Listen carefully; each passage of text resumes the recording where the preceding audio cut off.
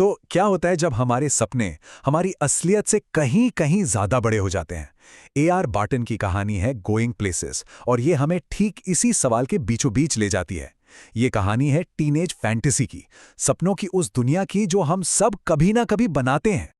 चलिए मिलते हैं इस कहानी की हीरोइन सोफी से। उसका सपना, जब मैं स्कूल छोड़ूंगी तो मेरा एक बुटीक होगा। बस ये एक लाइन और हमें पता चल जाता है कि सोफी के सपने कितने बड़े हैं, उसकी ख्वाहिशें कितनी ऊंची हैं। तो सोफी है तो बड़े सपनों वाली लड़की, उसकी ख्वाहिशें बहुत बड़ी हैं, पर दिक्कत यह है कि उसके आसपास का हर कोई उस पर यकीन नहीं करता। और यहीं से कहानी में असल ट्विस्ट शुरू होता है। और सोफी के सपनों की ना कोई लिमिट ही नहीं है।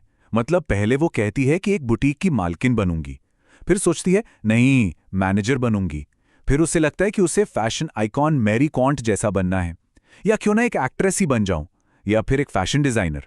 ये सब बस एक ही बात दिखाता है कि वो एक बेहतर, एक ग्लैमरस जिंदगी के लिए कितनी बेचैन है। लेकिन तभी सपनों के इस बुलबुले को फोड़ने के लिए आ जाती है हकीकत। और ये हकीकत आती है उसकी दोस्त जैंसी के रूप में। जैंसी को पता है, उसे अच्छी तरह पता है कि उन दोनों की किस्मत में बिस्किट फैक्ट्री में काम करना लिखा था। और यही वो कड़वी सच्चाई है जिससे सोफी दूर, बहुत दूर भागना चाहती है। तो चलिए अब सोफी के रंगीन सपनों की दुनिया से बाहर निकलते हैं और देखते हैं उसकी असली दुनिया, वो उदास, वो तंग माहौल जिससे वो किसी भी कीमत पर निकलना चाहती है। और यहीं पर ना सपनों और हकीकत के बीच की वो गहरी खाई साफ साफ नजर आती है। देखिए, एक तरफ वो सपना देखती है एक ग्लैमरस बुटीक का, तालियों का, एक शानदार फ्यूचर का, और दूसरी तरफ हकीकत क्या है? बिस्किट फैक्ट्री, एक छोटा सा भाप से भरा कमरा, कोने में गंदे कपड़ों का ढेर और अपनी मां की झुकी भी कमर। यही है वो दुनिया जिसे वो हर हाल में पीछे छोड़ देना चाहती है। और घर का माहौल, वेल, वो भी कुछ खास हेल्पफुल नहीं है।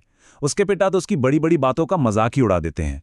वो सीधा कहते हैं, अगर तेरे पास कभी पैसा आया ना तो सबसे पहले हमारे रहने के लिए एक ढंग का घर खरीदियो, मतलब सपनों से पहले जरूरतें पूरी करो। अब ऐसे घुटन भरे माहौल में बाहर की दुनिया से उसका अगर कोई कनेक्शन है तो वो है उसका भाई जॉफ। जॉफ वैसे तो बहुत शांत रहता है, एक अप्रेंटिस मैकेनिक है, ज्यादा बात नहीं करता, पर सोफी के लिए वो आज़ादी का सिंबल है, एक ऐसी मिस्टीरियस दुनिया का दरवाजा जिसमें वो दाखिल होना चाहती है। और यहीं से कहानी लेती है एक बिल्कुल नया, एक ड्रामेटिक मोड़।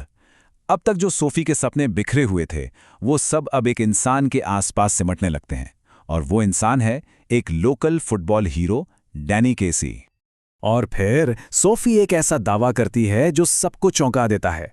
वो कहती है, मैं डैनी केसी से मिली, और ये बात, ये राज वो सबसे पहले अपने भाई जॉफ को बताती है, क्योंकि वही तो उसका सबसे बड़ा कॉन्फिडेंट है। लेकिन सवाल ये है, क्या यह सच में हुआ था? क्या सोफी वाकई डैनी केसी से मिली? जोफ का रिएक्शन ना बड़ा मजेदार है। वो सोफी से कहता है कि पापा को तो तुम्हारी बात पे यकीन नहीं है। हालांकि वो यकीन करना चाहेंगे, मतलब जोफ खुद भी दुविधा में है, उसे शक भी है, पर वो इस कहानी में यकीन करना चाहता है। वो इस फैंटेसी का हिस्सा बनना चाहता है, भले ही जानता हो कि ये शायद सच नहीं है। लेकिन जहां जॉफ थोड़ा बहुत साथ दे भी रहा है, वहीं उसके पिता का रिएक्शन बिल्कुल उल्टा है। वो गुस्से में है और सोफी को सीधी सीधी वार्निंग देते हैं, किसी दिन तू अपनी इन कहानियों की वजह से खुद को बड़ी मुसीबत में डाल लेगी। इससे घर का माहौल और भी ज्यादा टेंशन वाला हो जाता है। आप देखिए, सोफी ने सिर्फ ये नहीं कहा कि वो मिली, उसने पूरी की पूरी कहानी बना ली है, एक एक डिटेल के साथ, कि मुलाकात आर्केड में हुई, कि डैनी की आंखें हरी हैं और जेंटल हैं, उसका एक्सेंट आयरिश है, वो बेचारा अकेला लग रहा था, और तो और उसने अगले हफ्ते ऑटोग्राफ्स के लिए मिलने का वादा भी किया है।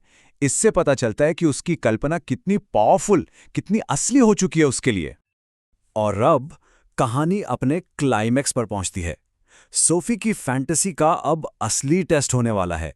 वो डैनी केसी से मिलने जाती है और अब उसकी बनाई हुई दुनिया का सामना असली दुनिया से होने वाला है। और जगह भी उसने बिल्कुल परफेक्ट चुनी है। नहर के किनारे, एक अकेले से पेड़ के नीचे एक बेंच। उसके हिसाब से ऐसी मुलाकात के लिए ये जगह एकदम सही थी। इससे समझ आता है कि उसने इस एक पल को कितनी बार अपने मन में जिया होगा। ये सिर्फ एक डेट नहीं है, ये उसके सबसे बड़े सपने के सच होने का मोमेंट है। तो शुरुआत में सोफी पूरी तरह उम्मीद से भरी है, एक्साइटेड है, वो बस इंतजार कर रही है और उसके आने की कल्पना कर रही है। वो उस पल में पूरी तरह खोई हुई है। लेकिन वक्त बीतता जाता है और कोई नहीं आता। धीरे धीरे वो जो एक्साइटमेंट थी वो चिंता में बदलने लगती है। हकीकत की आहट अब उसे सुनाई देने लगी है। और फिर वो पल आता है जब उसकी अपनी ही बनाई हुई दुनिया टूटने लगती है। उसे अपने अंदर शक की एक चुभन महसूस होती है।